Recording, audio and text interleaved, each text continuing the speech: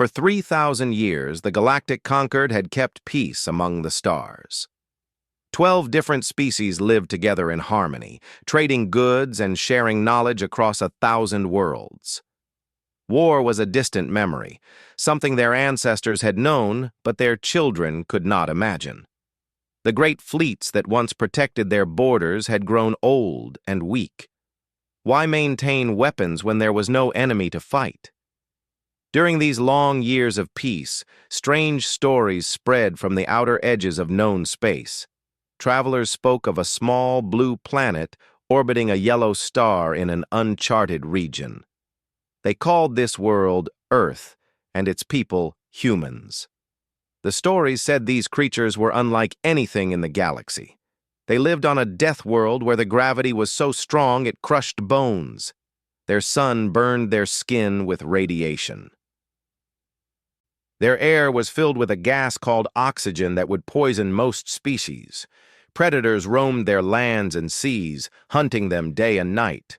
Yet the humans did not die. The stories said they thrived. Ambassador Velnar of the Therian Collective had spent 40 years studying these tales. He was old now, his blue skin faded to pale gray, his 4 eyes growing dim. In his youth, he had believed the human stories were real. He had searched ancient archives and forgotten databases for proof of their existence. He found drawings of tall creatures with 2 forward-facing eyes like predators.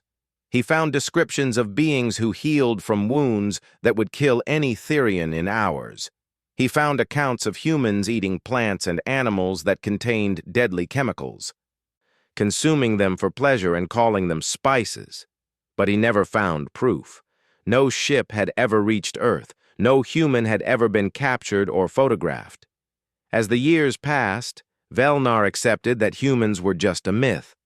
They were a story parents told children to make them appreciate how safe their lives were. Then the Dominion came, and everything changed. The Cathari Dominion appeared from the dark space beyond the galactic rim. No one knew where they came from or how long they had been watching. Their ships were massive, black vessels covered in weapons. Their soldiers were 7 feet tall, with armored skin and claws that could tear through metal. They did not negotiate. They did not trade. They conquered. The first Concord world fell in 3 days. The second fell in 2. The great fleets that had protected the galaxy for centuries were swept aside like dust. Species that had known nothing but peace found themselves running for their lives. Velnar watched his homeworld burn from the window of a refugee ship. Millions of Therians died that day. Millions more were taken as slaves. Everything he had known, everything he had loved, was gone in a matter of hours. The refugee fleet fled into deep space, jumping from system to system, always 1 step ahead of the Dominion hunters. Food ran low. Medicine ran out. Children cried from hunger while their parents stared at nothing, their minds broken by grief. On the 37th day of their flight, the fleet's commander made a desperate decision. She ordered a distress signal sent into the uncharted regions of the galaxy. It was a cry for help aimed at nothing and no one, a final prayer before death. Velnar did not expect an answer. 12 light years away, Commander Jake Morrison sat in his ready room aboard the USS Valor, reading reports from Earth.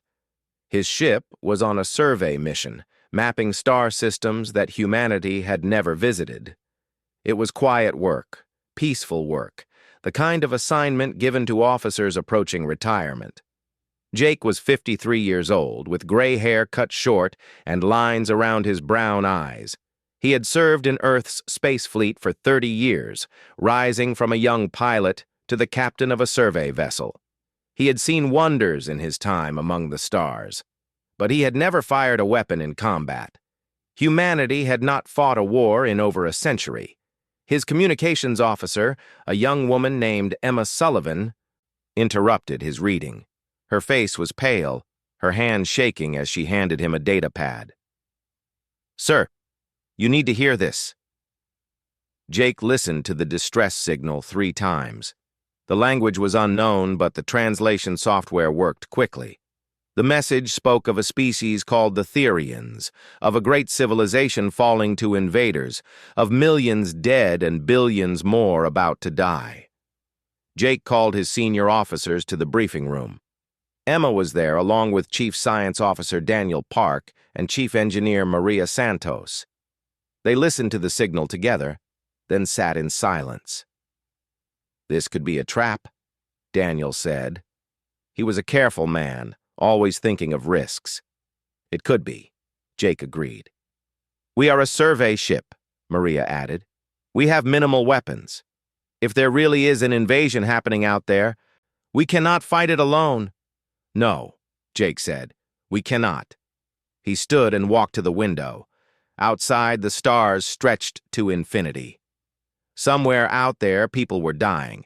People he had never met, from a species he had never heard of, were calling for help that might never come. Jake thought about his daughter back on Earth.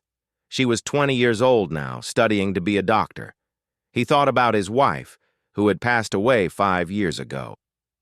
He thought about all the good things in his life and all the reasons he had to play it safe. Then he thought about the voices on that distress signal. Frightened voices. Desperate voices. Voices that sounded exactly like any human would sound if their world was burning. "Send a response," Jake said. Emma looked at him with wide eyes. "Sir? Send a response. Tell them help is coming. Then set a course for their location, maximum speed." Daniel started to object, but Jake raised his hand. "I know the risks. I know we might be flying into a war we cannot win, but I also know that somewhere out there people are dying and calling for someone to save them. If we ignore that call, we are not worthy of the stars we sail through." The crew of the USS Valor sent their message that night. It was short and simple. "This is the USS Valor, representing the United Earth Coalition. We have received your distress signal. Hold on, we are coming." Velnar was asleep when the response arrived. An officer woke him, tears streaming down her face. For the first time in 37 days, she was smiling. "Ambassador," she whispered. Someone answered. "They call themselves humans." Velnar felt his twin hearts stop. The myths were real, and they were coming. The Therian refugee fleet drifted in the cold darkness between stars. 47 ships carrying the last survivors of a once great civilization floated in silence, their engines cold to avoid detection. Inside, 200,000 Therians waited for death or rescue. Most believed death would come first. Ambassador Velnar stood on the bridge of the flagship, watching the sensor displays with his tired eyes. Every blip on the screen made his heart race. Every shadow in the void looked like a Dominion hunter. He had not slept in 3 days, afraid that he would miss the moment when their enemy finally found them. Instead, something else found them first. The ship appeared without warning. One moment the sensors showed empty space, and the next moment there was a vessel unlike anything Velnar had ever seen. It was smaller than Therian ships, angular and sharp, with lines that suggested speed and aggression. Weapons covered its hull like thorns on a plant. Even at rest, it looked dangerous. "Unknown vessel approaching," the sensor officer reported, her voice trembling. "Configuration does not match any Concorde design. It does not match Dominion design either." Velnar leaned forward. "Can you identify it?" "They are broadcasting a signal. They call themselves the USS Valor. They claim to be humans." Silence fell across the bridge. Every Therian turned to look at Velnar, their eyes wide with a mixture of hope and fear. The myths, the stories they had told their children, the impossible creatures from the death world. "Open communication," Velnar said. A human face appeared on the main screen. Velnar felt his skin turn cold. The creature had 2 eyes positioned at the front of its skull like a predator watching prey. Its skin was a strange pinkish color, and dark hair covered the top of its head. When it opened its mouth to speak, Velnar saw flat teeth in the front and sharp teeth in the back, the mark of a species that ate both plants and meat. "This is Commander Jake Morrison of the USS Valor," the human said. "We received your distress signal. We are here to help." Velnar struggled to find words. 40 years he had searched for proof of human existence. Now one was looking directly at him, offering assistance as casually as if they were neighbors. "I am Ambassador Velnar, of the Therian Collective," he finally managed. "We thought your kind were myths." The human made a sound that the translator identified as laughter. "We thought the same about you. May we come aboard? I think we have much to discuss."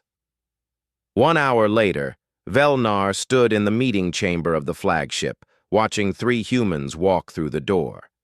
The refugees gathered in the corridors pressed themselves against the walls, their bodies shaking with ancient fear. These creatures moved like hunters. Their eyes scanned every corner, evaluating threats. Even their footsteps were quiet, the walk of predators who had learned to stalk prey. Jake Morrison entered first, followed by a female human named Emma Sullivan and a male named Daniel Park.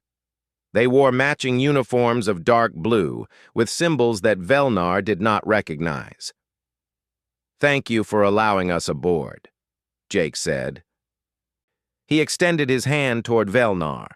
The ambassador hesitated. He had read that humans used physical touch as a greeting, a bonding ritual from their tribal past. Slowly, carefully, he reached out and grasped the human's hand. It was warm, so warm that Velnar almost pulled away. Humans apparently ran hot, their bodies burning with an internal fire that would give most Therians a fever. "Please," Velnar said, "tell me about your people. We have stories, but we never knew if they were true." Jake smiled, and this time the expression looked less like a predator baring its teeth. "What would you like to know?" "Everything. Start with your world."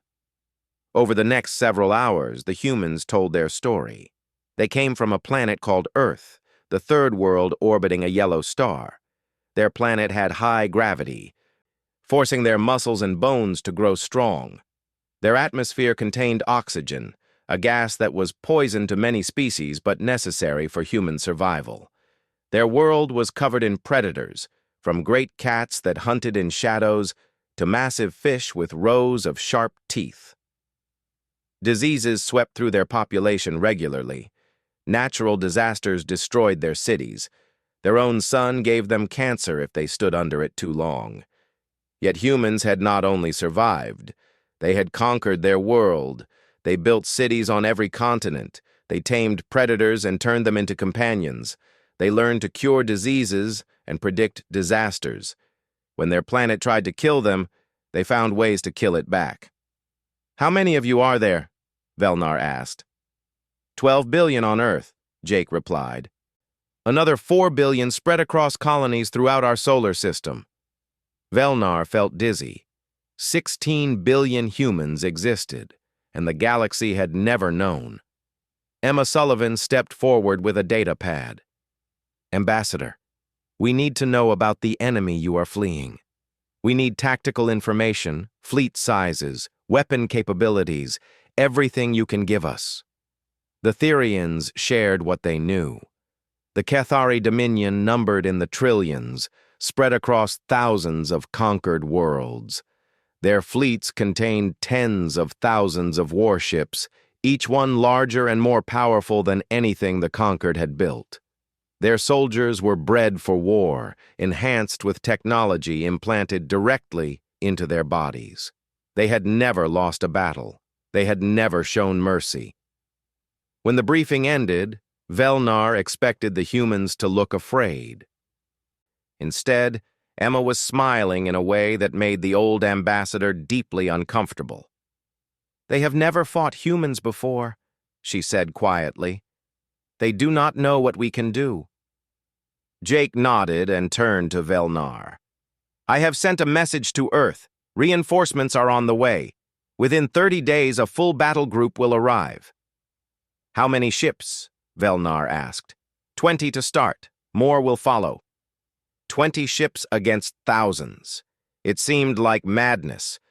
But there was something in Jake's eyes, a calm confidence that Velnar had never seen in any species before. This human was not afraid. He was not worried. He was simply stating facts, as if victory was already certain. You truly believe you can win this war? Velnar asked. Jake looked out the window at the stars. Ambassador, my species has fought wars against ourselves for 10,000 years. We have survived ice ages, plagues, and disasters that should have ended us. We have faced extinction more times than we can count, and every single time, we have refused to die. He turned back to face Velnar. The Dominion thinks they are conquerors. They have not yet learned what it means to fight creatures from a death world. 27 days later, the first human battle group arrived. Admiral Chris Lawson led the fleet aboard the carrier USS Defiance, and behind him came destroyers, cruisers, and fighters crewed by men and women who had volunteered for what everyone believed was a suicide mission. Velnar watched them take formation around the refugee fleet, these mythical warriors from a world that tried to kill them every day. And for the first time since his homeworld burned, he allowed himself to hope. Coral Station was the forward command post of the Cathari Dominion. It floated in space like a metal moon, surrounded by 200 warships that had never known defeat. From this station, Admiral Drexcon commanded the conquest of the Galactic Concord. He had destroyed 100 worlds and enslaved billions of beings. He believed nothing in the universe could challenge his power. He was about to learn how wrong he was. Admiral Chris Lawson stood on the bridge of the USS Defiance, studying the tactical display. The enemy fleet outnumbered his own 10-1. Their ships were larger, their weapons more powerful, their armor thicker. By every calculation, the human fleet should lose this battle. But Chris Lawson had not come here to calculate. He had come here to win.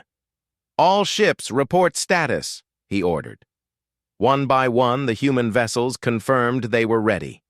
20 ships crewed by men and women who knew exactly what they faced.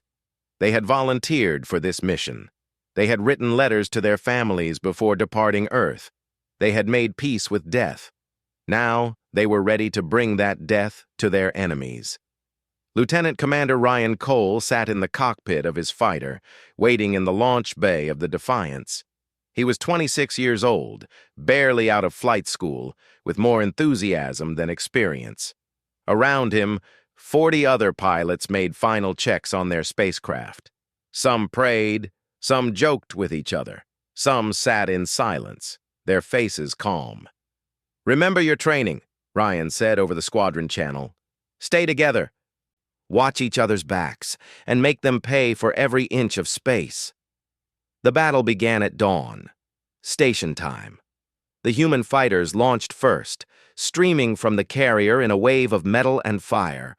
They flew directly at the Dominion fleet, their pilots screaming war cries across open communication channels. It was a display of madness, of raw aggression that the Cathari had never encountered. Admiral Drexcon watched the attack from his command throne, his black eyes narrowing in confusion.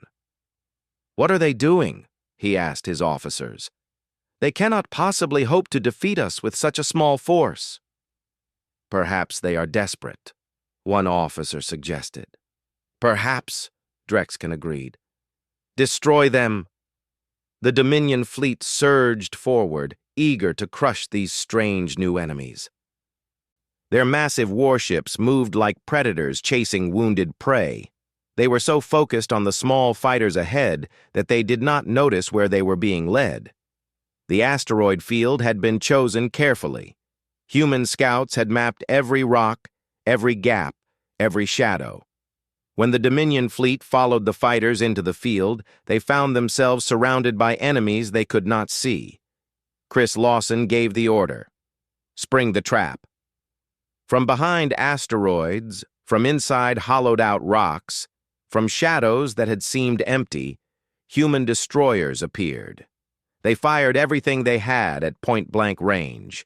Missiles tipped with nuclear warheads streaked toward Dominion ships. The explosions were blinding, each one carrying the power of a small sun.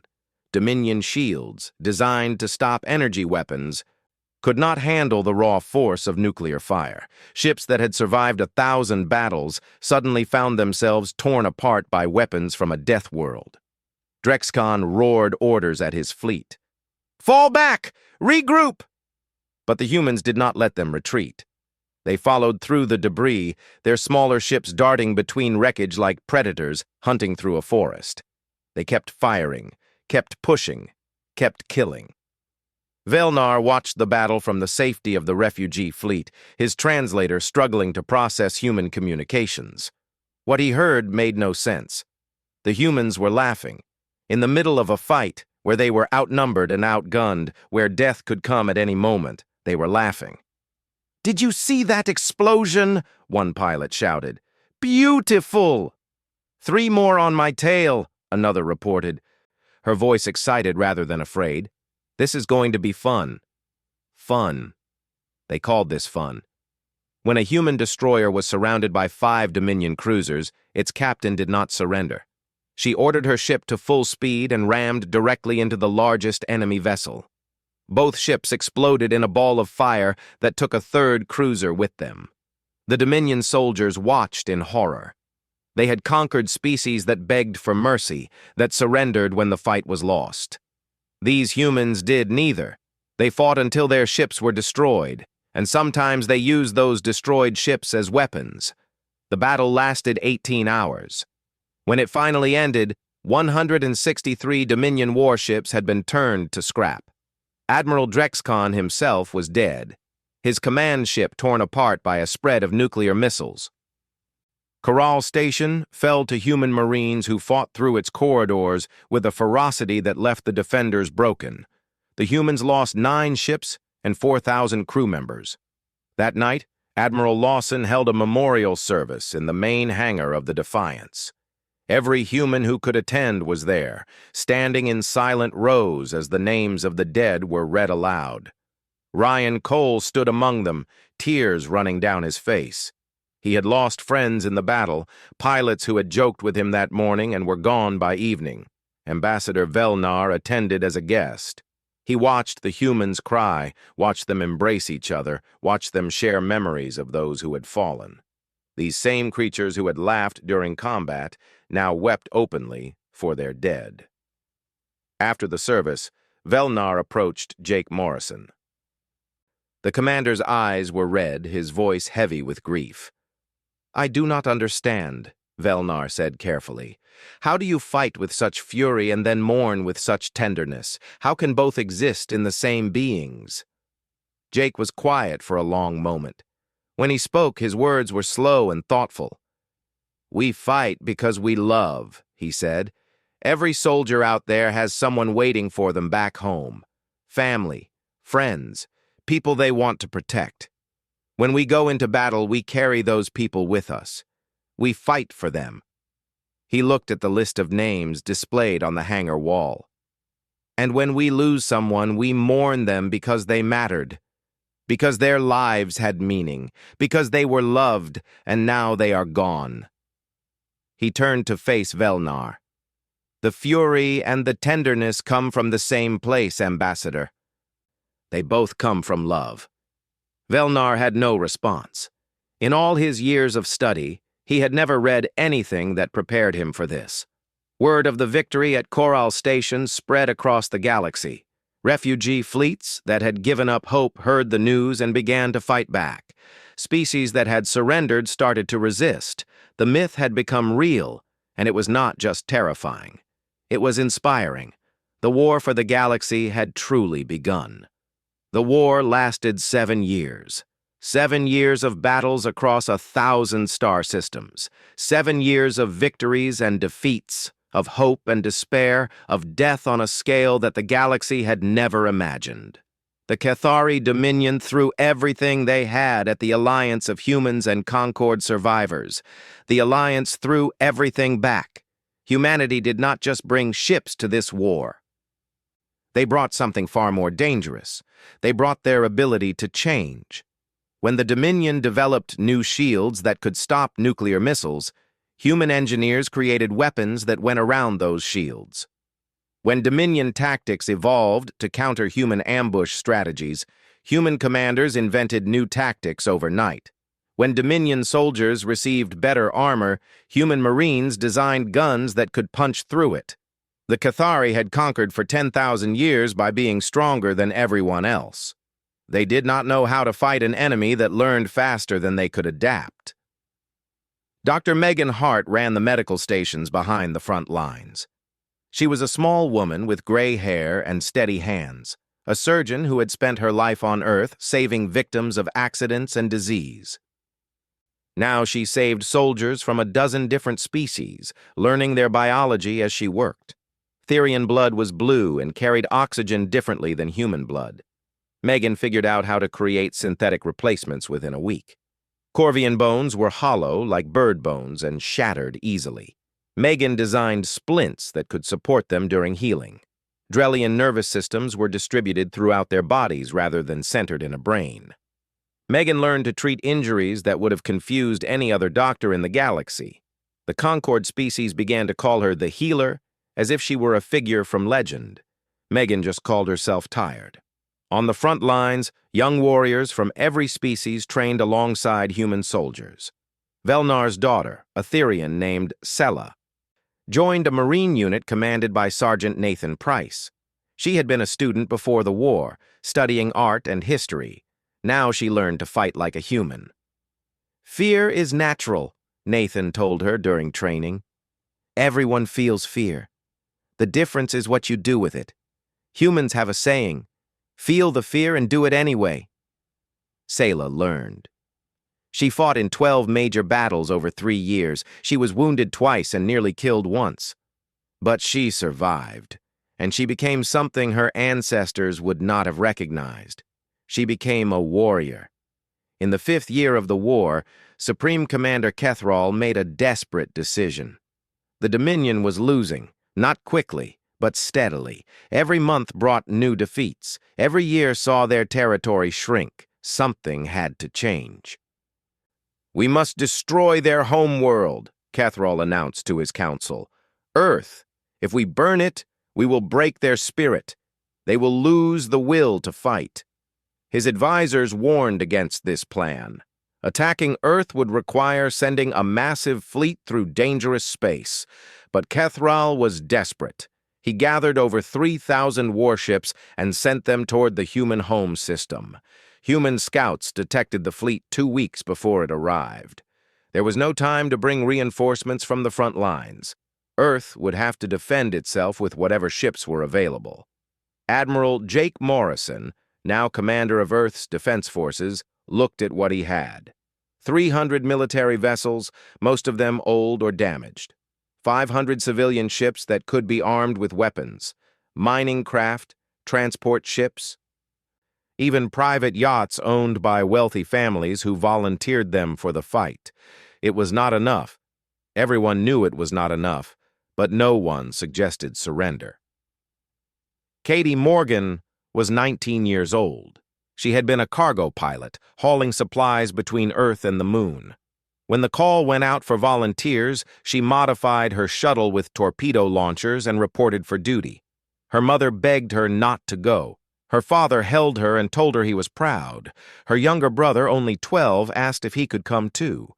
"Somebody has to protect home," Katie told them. "Might as well be me." The Dominion fleet arrived on a Tuesday morning. 3,000 warships dropped out of faster-than-light travel above Earth. They expected to find a planet waiting to be conquered. Instead, they found every ship humanity could gather, forming a wall between the invaders and their world. The battle was brutal from the first moment. Dominion weapons tore through human shields. Human nuclear missiles punched holes in Dominion formations. Ships on both sides died by the dozens, then by the hundreds. Katie Morgan flew her cargo shuttle directly at a Dominion cruiser. The warship was firing at a hospital ship full of wounded soldiers. Katie did not think. She did not hesitate. She pushed her engines to maximum, lined up her torpedoes, and fired at point-blank range. The explosion destroyed her shuttle instantly, but it also destroyed the cruiser and saved 300 wounded soldiers. Stories like hers happened across the battlefield. A retired captain took her passenger liner and rammed it into a Dominion carrier. A teenage boy whose parents had been killed in the first wave flew his small pleasure craft into an enemy engine array. An old man who had fought in Earth's last war over a century ago climbed into a fighter and died, taking down a Dominion destroyer.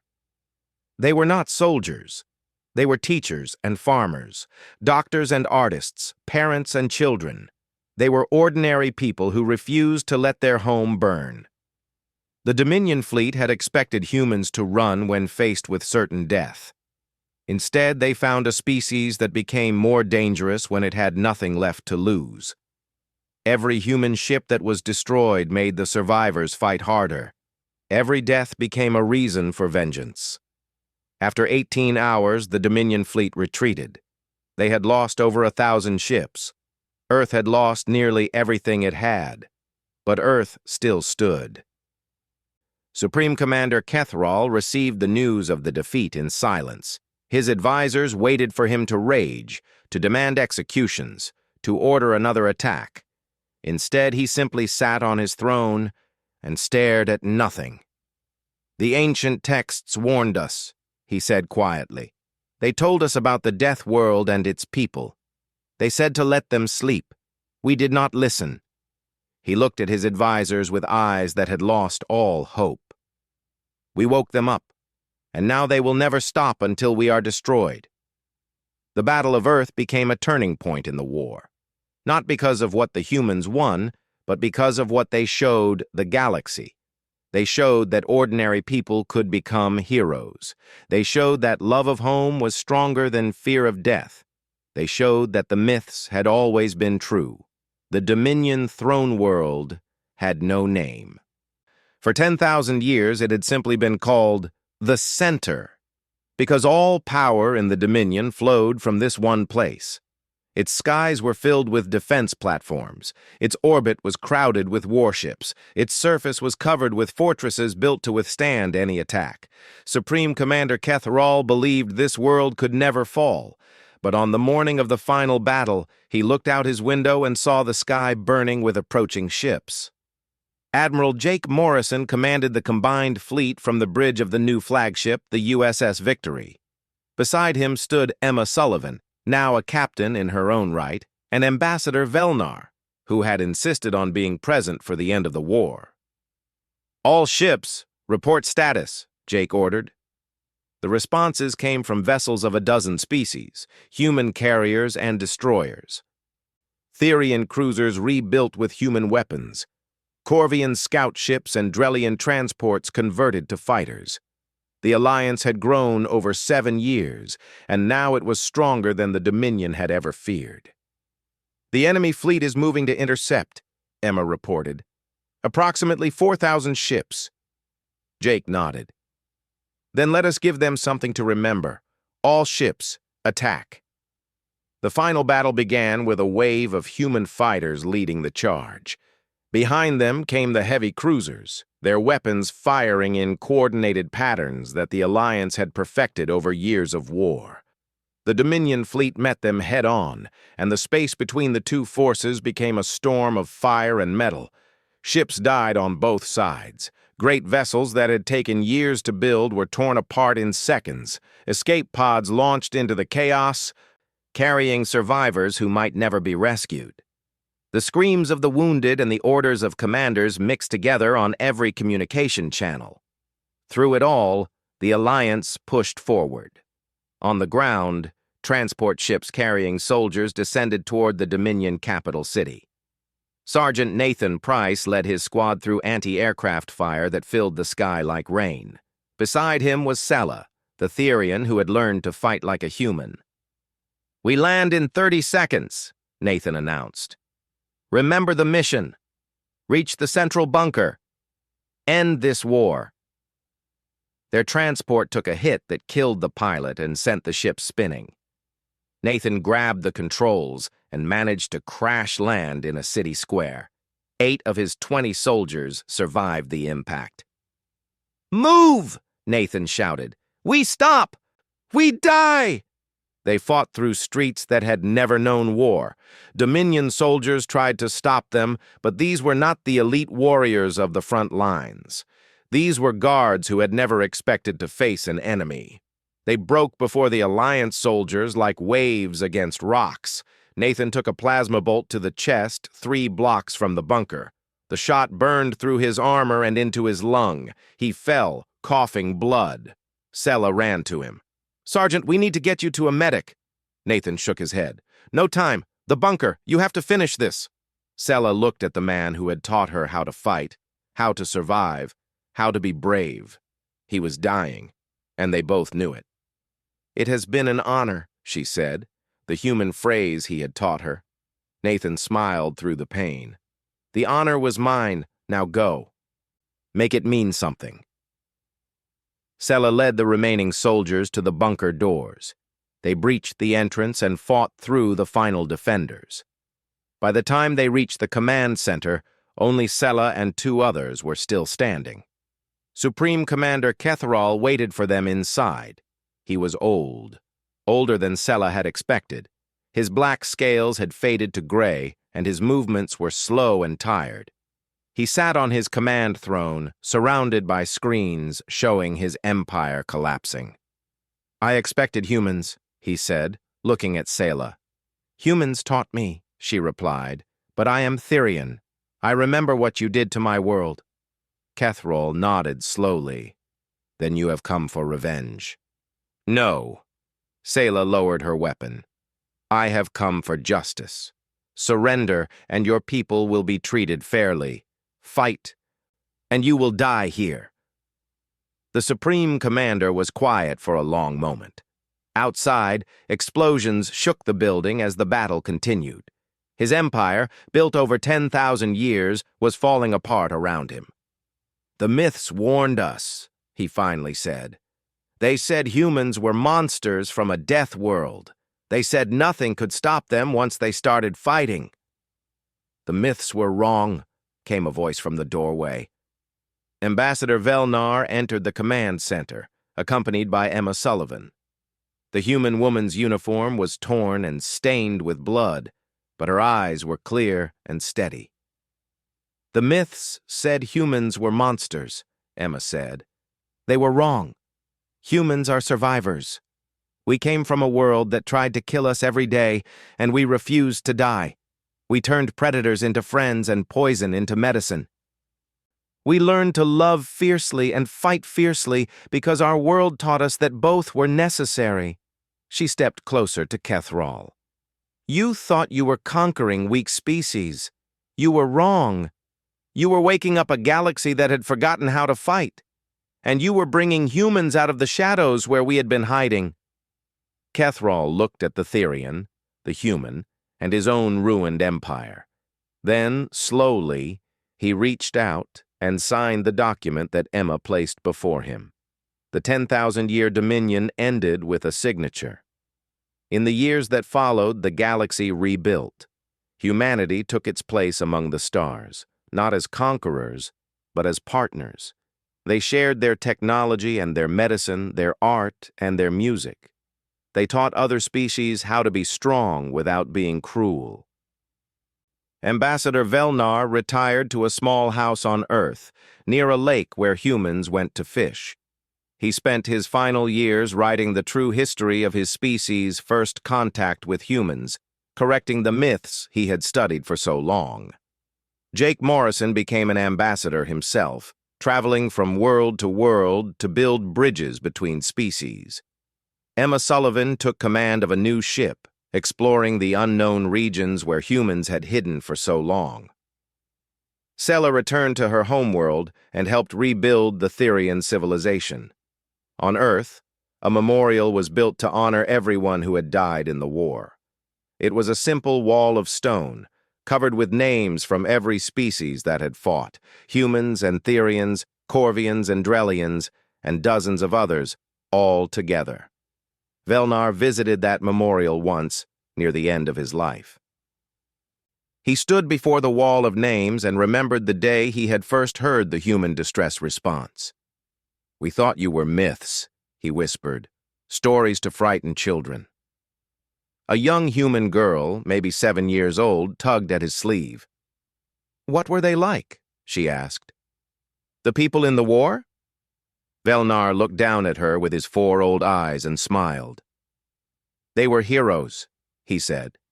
"Every single one of them. And they were real."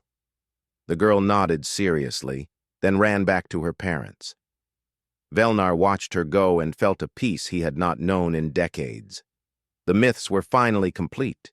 Humanity had taken its place among the stars, and the galaxy would never be the same